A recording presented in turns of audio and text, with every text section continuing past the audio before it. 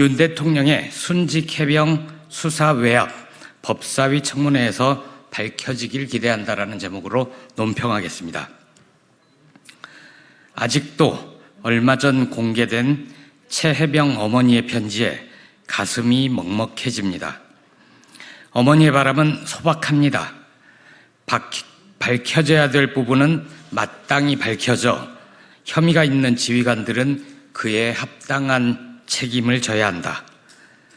조국 혁신당의 바람도 같습니다. 하나 더 얹자면 누가 최 해병이 순직에 이르는 데에 혐의가 있는 지휘관들에게 합당한 책임을 물으려는데 외압을 행사했는가를 밝히고 싶습니다.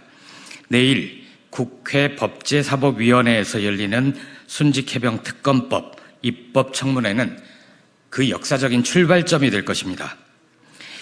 이 청문회에는 순직해병 수사 외압 사건의 핵심 피의자와 주요 증인들이 출석합니다. 이종섭 전 국방부 장관, 유재은 국방부 법무관리관, 임성근 전 해병대 1사단장이 한 축입니다. 한때 집단 항명의 수괴였다가 현재는 항명 혐의로 재판을 받고 있는 박정훈 전 해병대 수사단장, 이용민 1사단 포병 7대대장 등이 또 다른 축에 설 것으로 전망됩니다. 이종섭 전 장관이 출석하는 만큼 해외 출장 중 윤석열 대통령으로부터 전화를 통해 어떤 지시를 받았는지가 핵심 쟁점이 될 것으로 보입니다.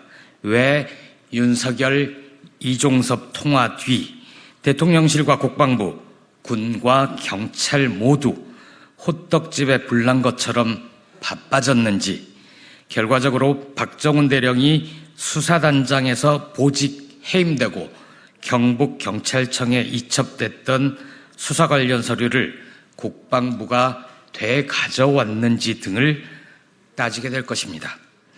그런데 이렇게 중요한 청문회에 국민의힘은 불참한다고 합니다. 성일종 국민의힘 사무총장은 어제 방송에 출연해 민주당이 깐 정쟁의 판이라면서 국회가 정상화 안 되는데 누가 거기를 참석하느냐고 했습니다. 두 가지 모두 사실관계가 다릅니다. 국민의힘만 모르는 것 같아 알려드립니다. 우선 민주당이 깐 정쟁의 판이 아닙니다. 22대 국회 여러 원내정당 가운데 조국혁신당과 더불어민주당 등 국민의힘을 제외한 모든 정당이 동의하는 청문회입니다. 국회가 정상화되지 않았다는 말도 사실과 다릅니다. 지난 5월 31일 개원한 22대 국회는 정상 가동되고 있습니다. 국민의힘이 법사위원장, 운영위원장을 달라고 떼를 쓰면서 국회를 보이콧하고 있을 뿐입니다.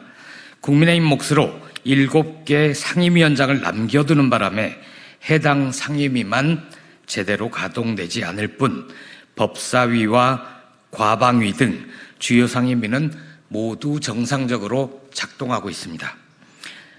상임위가 정상적으로 가동 중인 만큼 헌법 제62조 2항에 따라 당연히 출석해야 할 국무위원들과 정부기관장들이 국회 출석을 거부하고 있을 뿐입니다.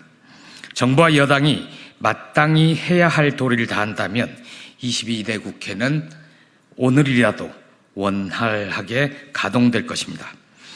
조국혁신당이 공고합니다. 국민의힘은 이제라도 현실을 직시하길 바랍니다. 국민의힘이 때를 쓰면서 손 흔든다고 한 번 출발한 기차를 세울 수는 없을 것입니다.